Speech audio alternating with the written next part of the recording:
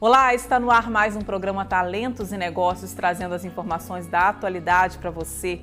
No programa de hoje vamos abordar um assunto que tem a ver exatamente com o momento que muitas mulheres estão vivendo, inclusive eu, a gravidez. Recentemente, o Ministério da Saúde incluiu gestantes e puérperas, que são mulheres que deram à luz recentemente, entre os grupos de riscos para a Covid-19. São tantas informações que surgem a cada momento com a pandemia do novo coronavírus que muitas dúvidas surgem entre as gestantes. Afinal de contas, nós estamos mais vulneráveis aos riscos da forma mais grave da doença? E o bebê pode ser infectado? Para entendermos mais sobre o que se sabe até agora sobre esse assunto, eu vou receber no programa de hoje o médico ginecologista e obstetra Marcelo Antônio Raimundo de Souza. Na teoria não, né? Pouco se sabe, mas o tipo de agressão, principalmente das células do sangue, é o que é o esperado do coronavírus, ele acontece na gravidez ou fora da gravidez. Temos também essa dica de saúde mental com o Dr. Fabrício Batista. Você sabe o que é toque? E no programa de hoje, a Titi Raquel Veloso traz mais uma dica de inglês importante pra gente. E hoje eu venho trazer para vocês 3 palavras que nós utilizamos de forma errada no nosso dia a dia aqui no Brasil e que se a gente chegar lá nos Estados Unidos, eles simplesmente não vão entender nada. Tudo isso e muito mais a partir de agora. Não saia daí que está no ar o Talentos e Negócios.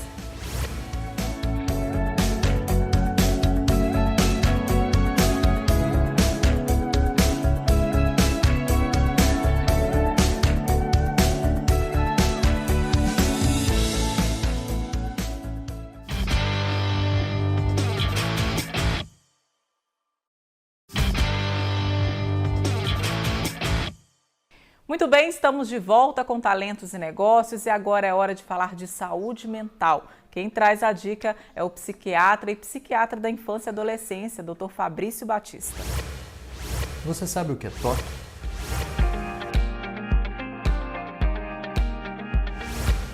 Meu nome é Fabrício Batista, eu sou médico psiquiatra e psiquiatra da infância e adolescência e hoje vamos falar um pouco sobre toque no quadro Em Dia com a Saúde.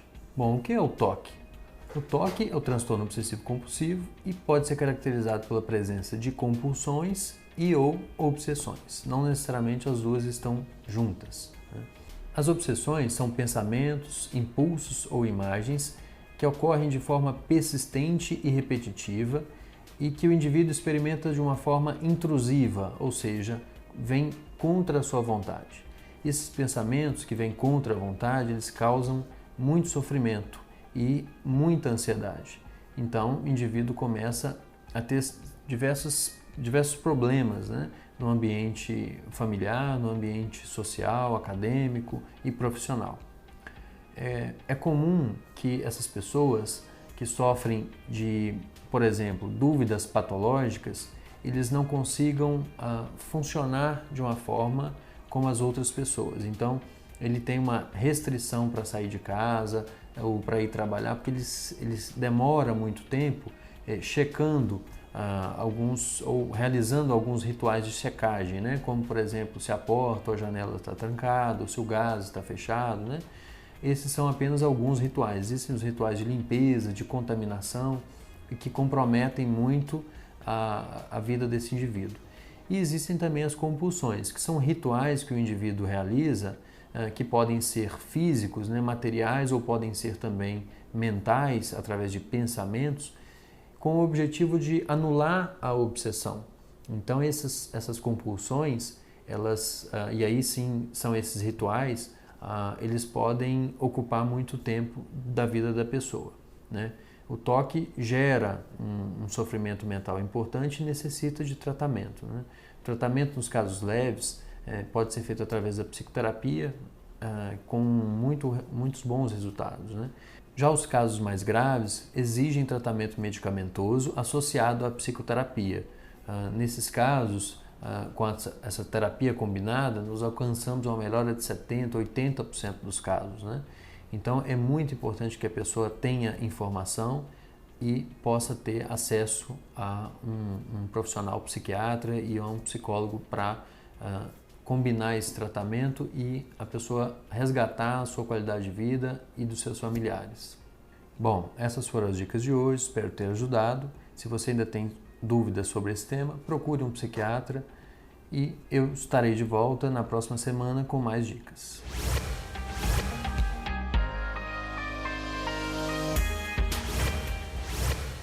Muito bem, obrigada, Dr. Fabrício, pela dica de hoje. E agora vamos com a Teacher Raquel Veloso com mais uma dica de inglês.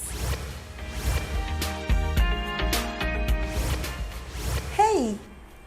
Eu sou Raquel, professora de inglês, e hoje eu venho trazer para vocês 3 palavras que nós utilizamos de forma errada no nosso dia a dia aqui no Brasil e que se a gente chegar lá nos Estados Unidos, eles simplesmente não vão entender nada.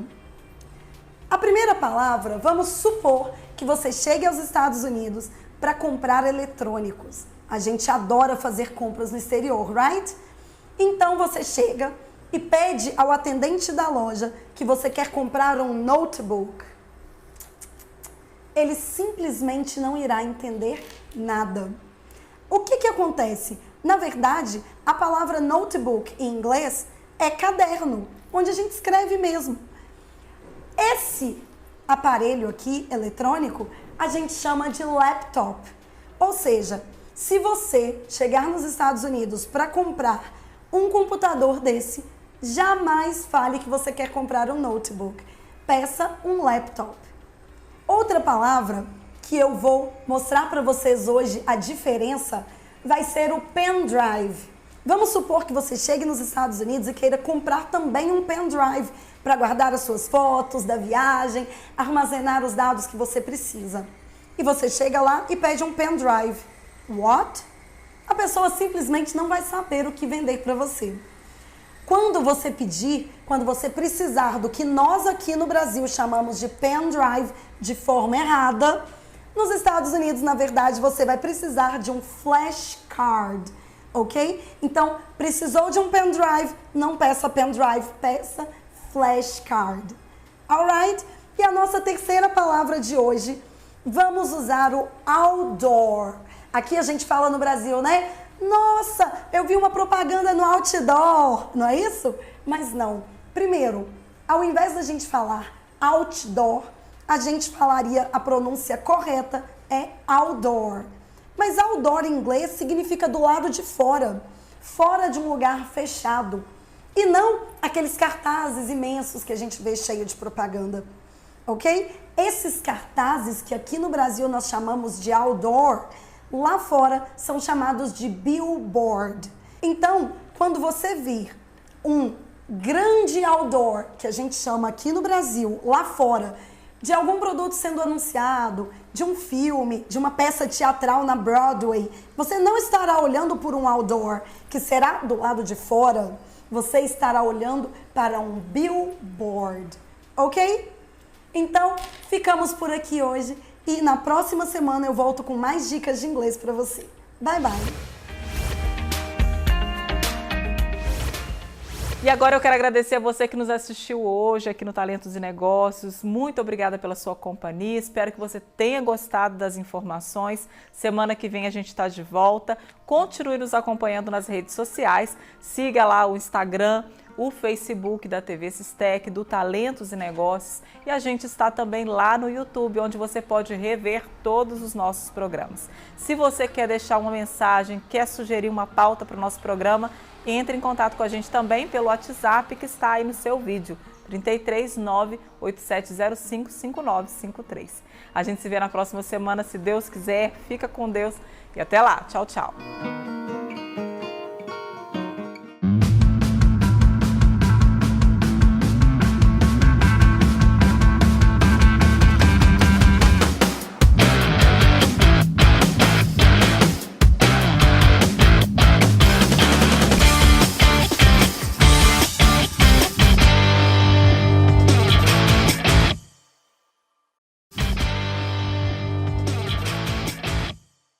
gestação traz inúmeras mudanças ao corpo da mulher, influencia em sua imunidade e reduz a quantidade de medicamentos que ela pode tomar caso fique doente. Por isso, com o número de casos do novo coronavírus aumentando rapidamente no Brasil, muitas dúvidas têm surgido a respeito dos riscos que as grávidas correm neste momento.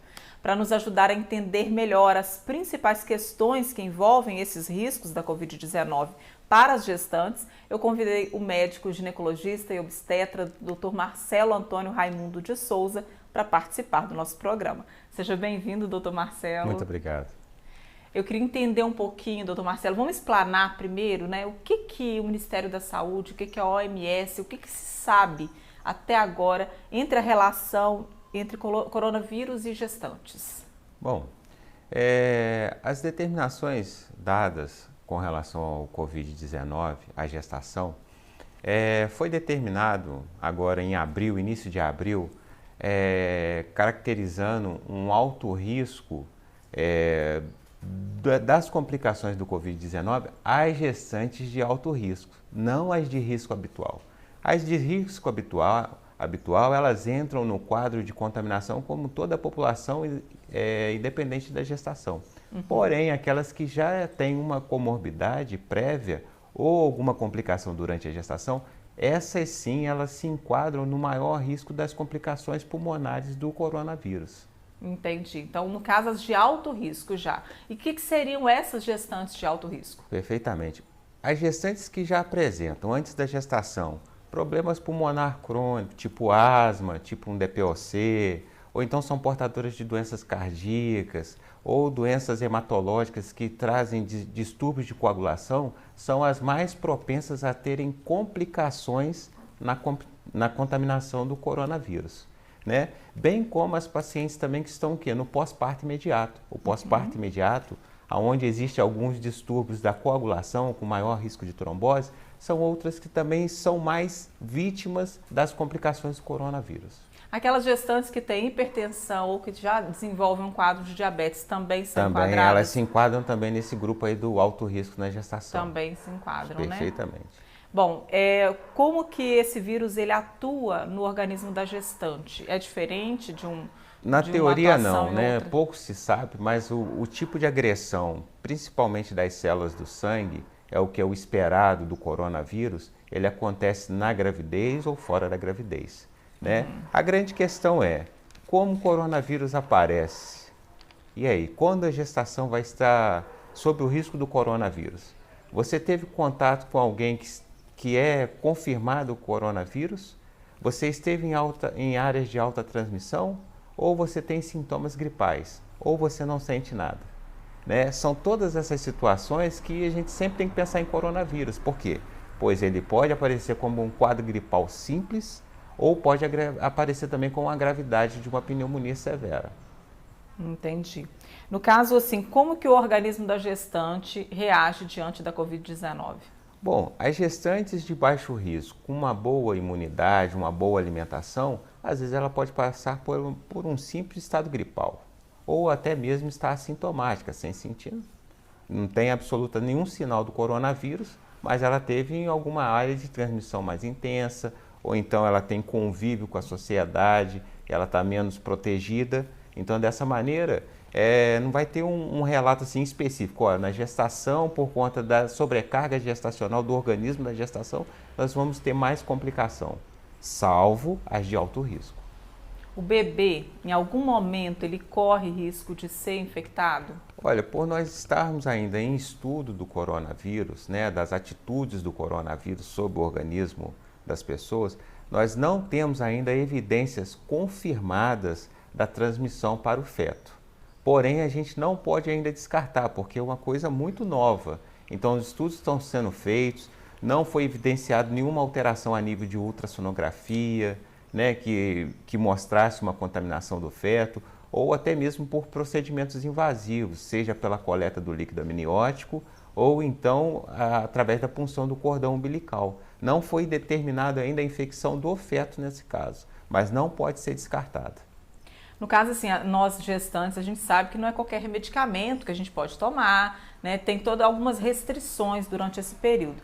Como que a gente deve agir se sentiu sintomas da Covid-19, como que a gestante deve proceder nesse caso? Bom, de acordo com o que a gente tem na literatura hoje, a gestante com sintoma gripal, nós vamos tratar os sintomas gripais, né? Porque pode ser um simples resfriado. Está com sintoma gripal, né? Se está espirrando, se tem tosse, né? Se tem uma coriza, nós vamos tratar os sintomas com segurança, com as drogas que são usadas. Eventualmente, se a gente chega numa fase de complicação do Covid, essas gestantes estão autorizadas a usar o que tem se usado no momento, que é o antibiótico, usar a hidroxicloroquina. A hidroxicloroquina, entendendo? Porque são medicações de baixo risco para teratogenicidade na gestação, que seriam as malformações. A mãe que contrai, no caso a mãe puérpera, né? Aí já vou falar de mães que já deram à luz. Aquela que contraiu coronavírus, ela pode continuar amamentando? Bom, a questão da amamentação, nós temos a situação seguinte. Se você é uma gestante que está com sintomas gripais, não tem a confirmação do coronavírus, você tem que ter cuidados na amamentação, do uso de máscara, né? Porque nós sabemos que a contaminação do coronavírus é via o quê? Contato direto, né? São as gotículas respiratórias que podem contaminar a mucosa da boca, a mucosa nasal, a mucosa dos olhos. Então, se você tem os sintomas gripais sem a confirmação do Covid-19, você tem que estar o quê? Protegendo o recém-nascido, usando máscara, higienizando as mãos, para você fazer o quê? O exercício da sua amamentação. Agora, uma vez confirmado o coronavírus sem complicações, aí nós devemos evitar o contato pele a pele. Há de se continuar você tendo que a lactação, a produção de leite, você pode fazer a ordenha e através do quê? De um copinho, pedir alguém para poder te auxiliar a promover o quê? A oferta de leite ao recém-nascido. Mas o contato pele a pele é uma das coisas que tem se discutido muito, está o quê? Proscrito, deve ser evitado. Né? A criança isso deve... no caso de confirmação, né? Confirmado sem complicação. Porque quando você tem um quadro confirmado e complicado, a amamentação vai ser suspensa. Não vai ter nem complicação. Agora, quando ela não é complicada, está com sintomas leves, né? Então esse contato pele a pele deve ser evitado. A higienização das mãos deve ser assim, constante. E, vamos supor assim, estar ao mesmo ambiente do recém-nascido é permitido? Sim, é permitido. Um distanciamento do recém-nascido da mãe para manter o contato de olhar, mas evitar o contato pele a pele. E a transmissão durante o parto? Vamos supor, eu estou grávida e tenho aí a confirmação do coronavírus, mas eu estou prestes a dar à luz. Existe a possibilidade do bebê durante o parto ser contaminado? Bom, há de ter muito cuidado, porque o coronavírus ele não determina a via de parto, ou seja, se vai ser parto normal ou se vai ser parto cesariana, né? Logicamente, uma vez uma gestante confirmado, todo o corpo de assistência à gestante ele tem que estar protegido com os equipamentos de proteção individual. Mas ela pode fazer, né? Tanto cesárea quanto parto normal? Sem dúvida. Nós sabemos o quê? Que o coronavírus ele está presente nas fezes. E no parto normal, há de ter muito cuidado, porque existe uma proximidade muito grande, né? Para a gente não ter contaminação do feto na saída dele, entendendo? Mas vamos supor assim, não impede um parto normal, né? E outra coisa, nós sabemos que, pelo menos as gestantes confirmadas, ela se beneficia muito no parto vaginal cirúrgico. O parto vaginal cirúrgico é o parto que nós usamos o fórceps, para a gente exatamente abreviar o tempo de exaustão materna. Sim. Porque uma vez que você pode ter um comprometimento respiratório, se você consegue reduzir o tempo de exaustão materna na fase mais avançada do trabalho de parto, é um benefício para a mãe, entende? Mas não impede a via de parto vaginal. A via de parto cesariana, ela é excelência sim, naqueles casos que você tem o Covid com as complicações. Esse aí, com certeza, a gente deve abreviar. Já é o mais indicado. A gente deve abreviar, inclusive, a gestação, se a gente estiver diante de complicações que gerem o quê? Uma insuficiência respiratória na mãe. Não, tá certo. E no caso, assim, mesmo durante o parto, pelo sangue não tem nenhuma possibilidade de contaminação. Eu falo assim, nenhuma possibilidade. Até então, né? Até exatamente, o que se sabe, até né? o momento. Até né? o momento, não. E não. Porque a gente sabe que é um vírus novo e muitas pesquisas estão sendo feitas a respeito ainda, né? E é um dos motivos que não se deixou proscrito a via de parto vaginal. Entendi. Não, tá certo. Olha só, gente, daqui a pouquinho, doutor Marcelo, nós vamos continuar conversando sobre esse assunto. Nós vamos fazer um rápido intervalo e voltamos já e você não saia daí.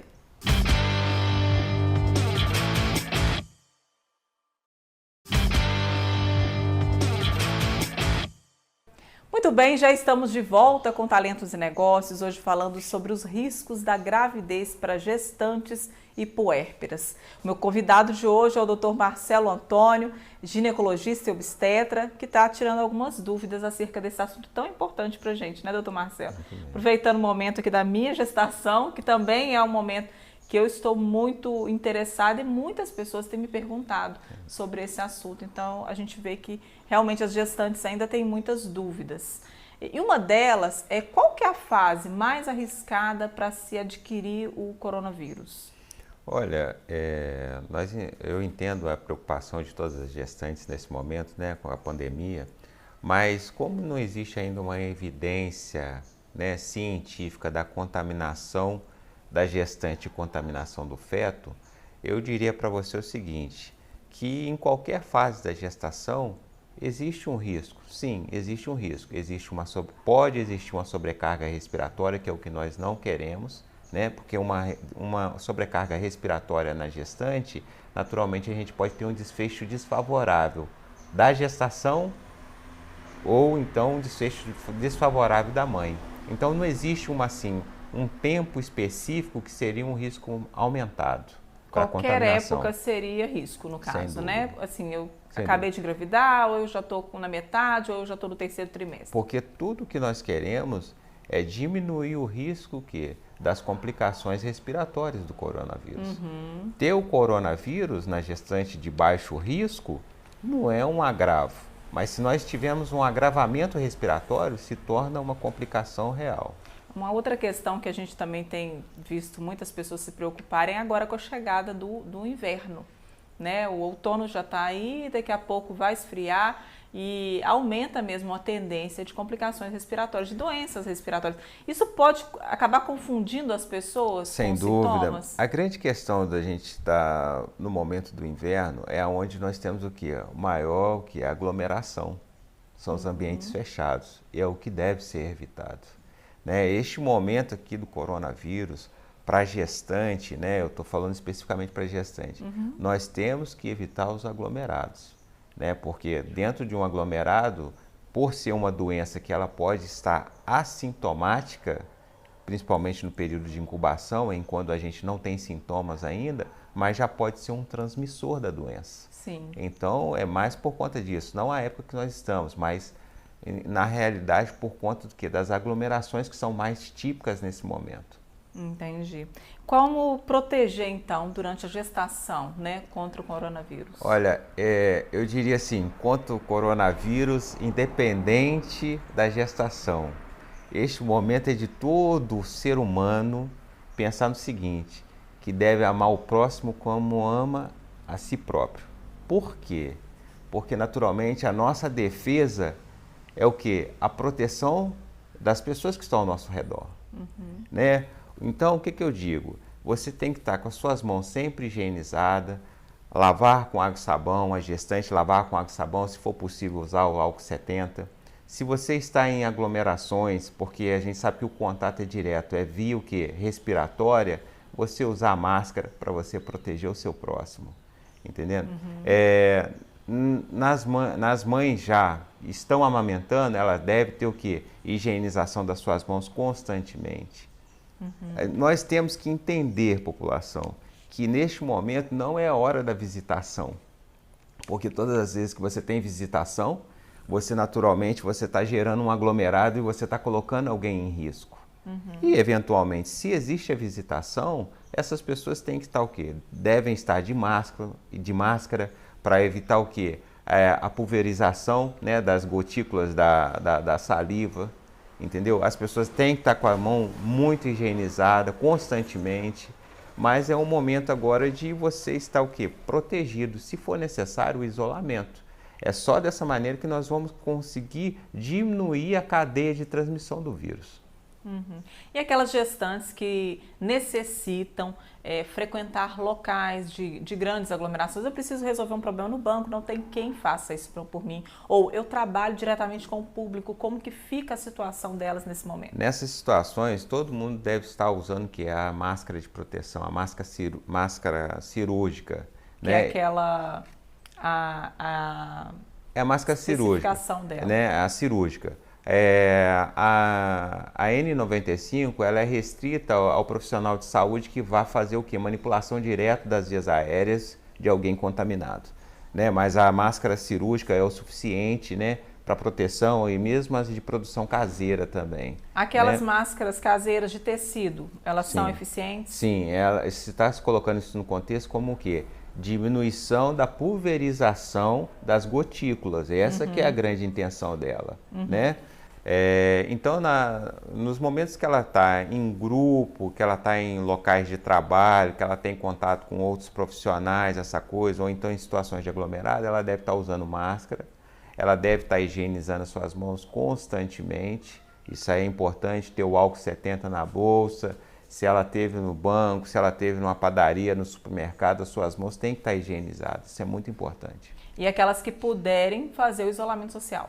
O isolamento, à medida do possível, né? Se o seu empregador ou então sua profissão te permite ficar em estado de isolamento, muito melhor. É melhor, mais indicado. Mulheres que pretendem engravidar esse ano, doutor Marcelo, tem muita mulher que estava planejando, né? Eu vou engravidar agora em 2020. Não é o momento certo. Olha, ou pode engravidar? Pode, né? Mas nós, diante dessa questão da pandemia, e que é uma doença que, apesar dos estudos estarem sendo intensos em cima dessa doença, nós ainda não temos nada definido com relação à gestante. Então, se é possível a espera até essa definição, seria melhor. O ideal é esperar mais um pouquinho, né? Bom, e a família da gestante, aquela gestante que está com coronavírus e que acabou de dar à luz, ela pode ter esse acompanhamento durante o parto? Como que fica essa situação? Sim. Eu acho que nós temos que analisar as circunstâncias. Gestante sem o coronavírus, né?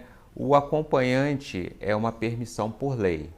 Mas o bom senso também ele deve entrar nessa história.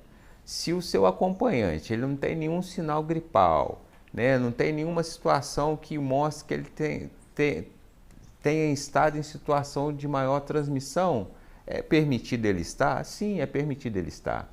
Nós também temos que avaliar o quê? O local físico. Porque se você tem um aglomerado muito grande, às vezes é bacana você o quê? Abrir mão do acompanhamento presencial e ter permissão que do acompanhamento via o quê? Via internet, né? Porque isso dá um conforto para a gestante também na hora do parto. Agora, aquelas portadoras do Covid. As portadoras do Covid, toda a equipe deve estar paramentada, entendendo? Para poder fazer o parto, para poder ter o acolhimento.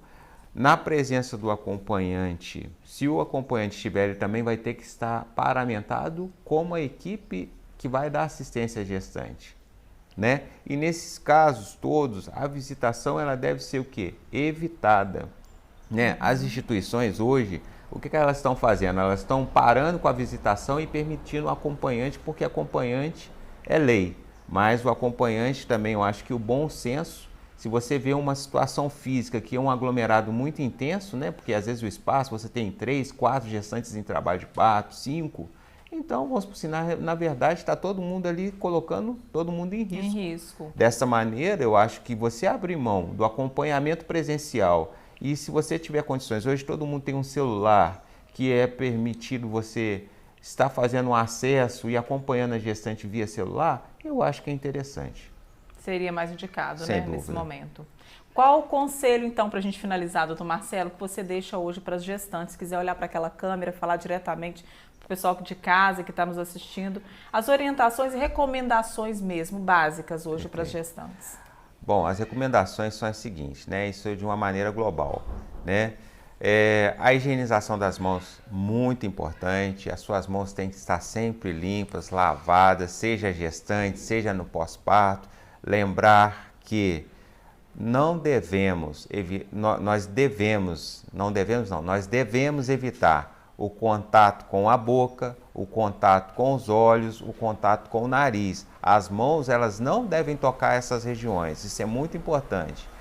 Outra coisa, nós temos que ter uma etiqueta respiratória. O que seria a etiqueta respiratória? Isso de uma maneira global. Se você vai tossir, se você vai espirrar, você deve usar o quê? A dobra do cotovelo para você fazer a proteção do jato, das gotículas orais. Então, deve ser feito isso. E, ao mesmo tempo, se você usar lenços descartáveis para isso, as suas mãos têm que ser lavadas imediatamente. Tem que ser lavada e higienizada para você evitar a contaminação de outras pessoas, né? Com relação ao isolamento, aquela gestante que tem a opção do isolamento é melhor.